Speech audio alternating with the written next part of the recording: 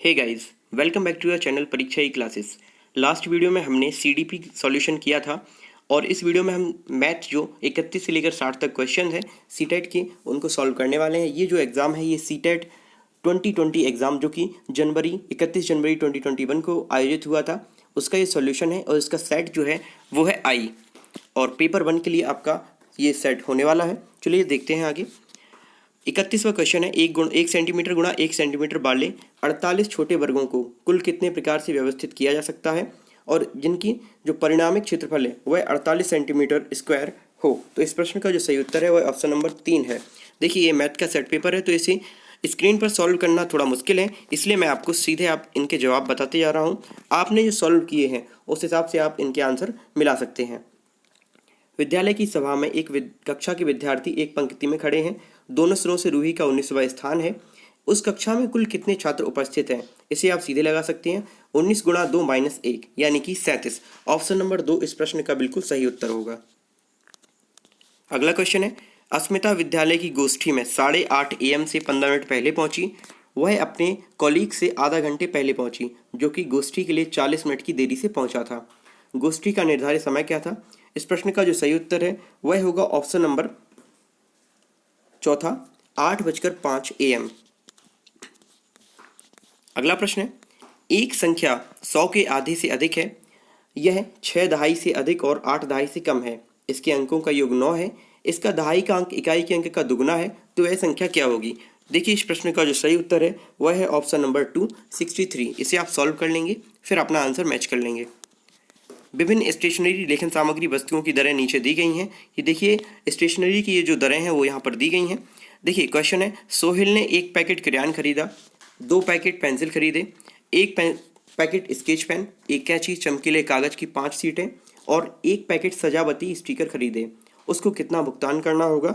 इस प्रश्न का जो सही उत्तर है वह है ऑप्शन नंबर 3 100.50 रुपये। अगला प्रश्न है, एक रेलगाड़ी पटना से 30 मई 2020 को 23:40 पर चलती है और मुंबई 1 जून 2020 को 5:15 घंटे पर पहुंचती है। रेलगाड़ी की यात्रा का कुल समय कितना है? ये आपको निकालना है। इस प्रश्न का जो सही उत्तर है वह है ऑप्शन नंबर 2 29 घंटे 35 मिनट। अगला प्रश्न है, एक 5 अंकों वाली संख्या में 100वें स्थान का जो अंक है वह 10,000वें स्थान के अंक का 3/4 है और 10वें स्थान का जो अंक है वह 100वें स्थान वाले अंक का 2/3 है। 10वें स्थान का अंक सबसे छोटी अभाज्य संख्या का वर्ग है और 1000वें स्थान का जो अंक है 1 अंक वाली सबसे बड़ी अभाज्य संख्या है। यदि इकाई स्थान का अंक सबसे बड़ी 1 अंक वाली विषम संख्या है तो यह संख्या क्या होगी? प्रश्न आप दोबारा पढ़ लेंगे फिर इसे सॉल्व करेंगे और इस प्रश्न का जो सही उत्तर है वह होगा 87649। 38वां क्वेश्चन है, 17,863 पाने के लिए 8,008, 8,088 और 8,808 इसके योग में से क्या घटाना होगा? सिंपल है, इन तीनों को योग करके आपको 17,863 उसमें से घटा देने होंगे। ऑप्शन नंबर 3 7,041 इसका सही आंसर हो जाएगा। अगला क्वेश्चन है, 16 लीटर धारिता वाली एक बाल्टी पूर्ण रूप से पानी से भरी हुई है। बाल्टी के इस पानी को छोटे छोटे बर्तनों में भरना है। बाल्टी में भरे समस्त पानी को एक मग द्वारा 50 बार पूर्णतया भरकर छोटे छोटे बर्तनों में स्थानांतरित किया जाता है। मग की क्या धारिता होगी? 16 लीटर को ml में कन्वर्ट कर लेंगे और ये 50 बार से उससे डिवाइड कर देंगे तो इस प्रश्न का जो सही उत्तर है वह आ जाएगा ऑप्शन नंबर 4 320 ml। अगला प्रश्न है, एक टैक्सी का मीटर पहले 2 किलोमीटर की यात्रा के लिए 50 रुपये का भाड़ा दिखाता है। उसके बाद प्रति किलोमीटर की यात्रा के लिए 16 रुपये का भाड़ा दिखाता है। मंजू ने अपने घर से रेलवे स्टेशन तक की यात्रा के लिए 258 रुपये किराए के रूप में दिए। उसके घर से रेलवे स्टेशन की दूरी कितनी होगी? इस प्रश्न को जब आप सॉल्व करेंगे तो इसका जो सही आंसर है वह आएगा 15 किलोमीटर। अगला क्वेश्चन है 41वां, निम्नलिखित तालिका मारिया और शहनाज द्वारा 100 में से प्राप्त 5 विषयों के अंक दिखाती है। ये तालिका है और ये उनके विषयों के अंक हैं मारिया और शहनाज के। अब ये जो तालिका है इसके आधार पर आपको सही कथन को इसमें से पहचानना है तो इस प्रश्न का जो सही उत्तर होगा वह होगा ऑप्शन नंबर 4 यानी मारिया और शहनाज के जो टोटल अंक हैं वह समान हो जाएंगे। अगला क्वेश्चन है 42वां, गणित के शिक्षण अधिगम संदर्भ में निम्नलिखित में से कौन सी प्रक्रिया वांछनीय है? तो इस प्रश्न का जो सही उत्तर है वह होगा ऑप्शन नंबर 2, संकल्पनाओं की अंतर्दृष्टि समझ को प्रोत्साहित करना चाहिए। अगला क्वेश्चन है, गणित के कक्ष में अध्यापक ने निम्नलिखित कुछ प्रश्न प्रस्तुत किए हैं। ये प्रश्न आपको पढ़ लेने हैं और इनके आधार पर आपको बताना है, नीचे जो 4 ऑप्शन दिए हैं कौन सा ऑप्शन सही होने वाला है। तो इस प्रश्न का जो सही उत्तर होगा वह होगा ऑप्शन नंबर 4, ए व सी बंद सिरे वाले प्रश्न हैं और बी व डी ओपन एंड वाले प्रश्न हैं।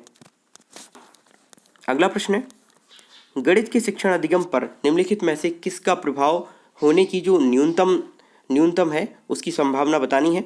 तो इसका जो सही उत्तर होने वाला है वह होगा ऑप्शन नंबर 4, जो कि है छात्रों के गलत उत्तरों के पूरे हल देना।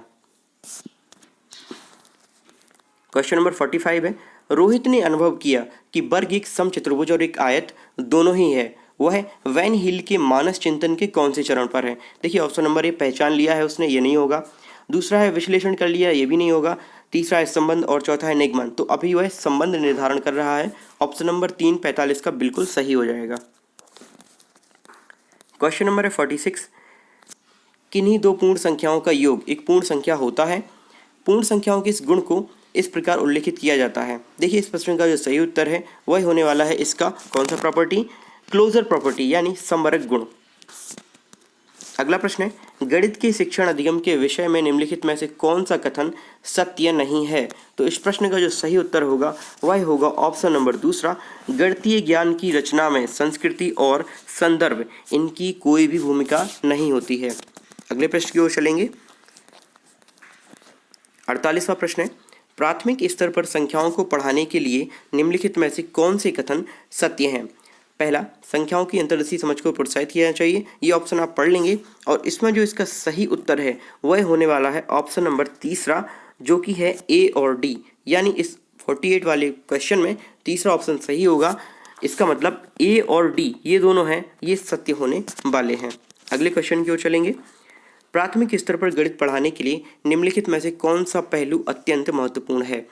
बच्चों के जीवन में गणित को अनुभवों का भाग बनाना, परिकलन में परिशुद्धता का विकास करना, उच्चतर पढ़ाई और रोजगार के लिए तैयार करना, और चौथा है प्रौद्योगिकी के लिए प्रोत्साहन और तैयारी कराना। तो देखिए गणित को बच्चों के जीवन के अनुभवों को भाग बनाना इस गणित पढ़ाने का जो बिल्कुल इंपॉर्टेंट पहलू है वह हो जाता है। ऑप्शन नंबर 1 बिल्कुल सही होगा 49 का। अगले क्वेश्चन की ओर चलेंगे 50वां। निम्नलिखित क्रियाकलापों में से किससे विद्यार्थियों में त्रिविम विवेचन, दिक् स्थान की समझ विकसित होने की सर्वाधिक संभावना होती है? संख्या चार्ट में नमूनों को पहचानने से, सुडोकू पहेली को हल करने से, चौपड़ आकृतियों को पहचानने से, या फिर आंकड़ों को निरूपित करने के लिए दंड आलेख खींचने से?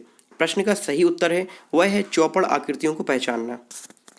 क्वेश्चन नंबर 51 है, बच्चों को भिन्न की संकल्पना पढ़ाने के लिए निम्नलिखित में से क्या अत्यंत उपयुक्त है? भिन्न पढ़ाना है बच्चों को, जोड़ना घटाना नहीं सिखाना है। तो ये ऑप्शन बिल्कुल गलत है, दूसरा भी गलत है, तीसरा भी गलत है और चौथा बिल्कुल सही हो जाएगा, क्विज़नियर क्षण।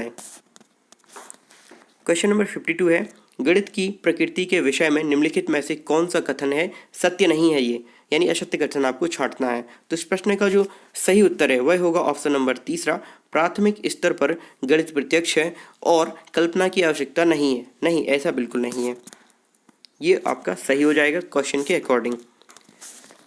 प्रश्न नंबर 53 है, निम्नलिखित में से किस में संख्या 3 का प्रयोग क्रम सूचक भाव में हुआ है? देखिए इसका बिल्कुल सही आंसर होने वाला है पहला ऑप्शन, क्योंकि इसमें लिखा है मैं इस इमारत की तीसरी मंजिल पर रहता हूँ। तीसरी, दूसरी, चौथी, सरी जिसमें लिखा हो तो ये क्रम दर्शाता है।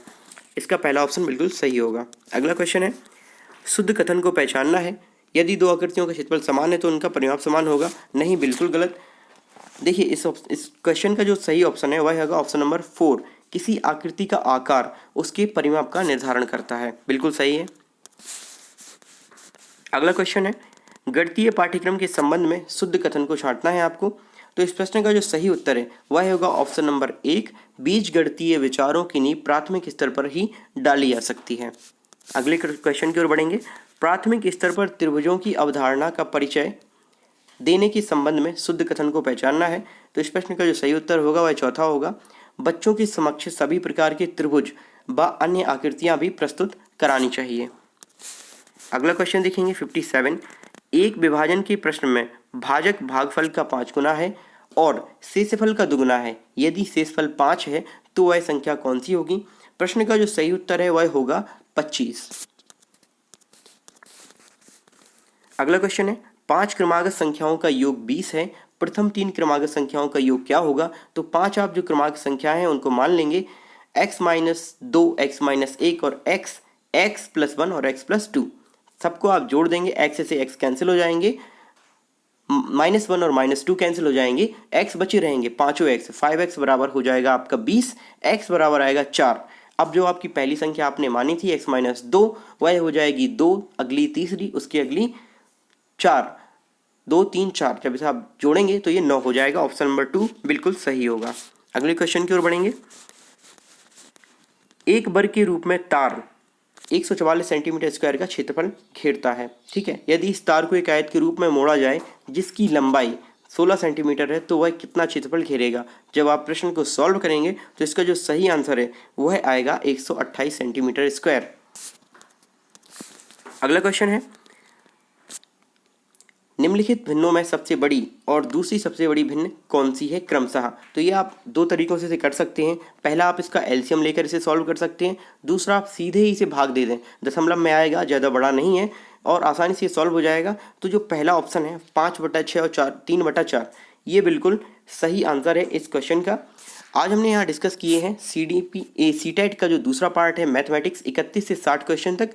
अगली वीडियो में मैं आपको EVS यानी पर्यावरण अध्ययन के जो 30 प्रश्न हैं उनको सॉल्यूशन लेकर आऊँगा। So thanks for watching this video आपको तो अच्छी लगे तो वीडियो को लाइक शेयर और चैनल को सब्सक्राइब करना बिल्कुल भी ना भूलें। Thanks again.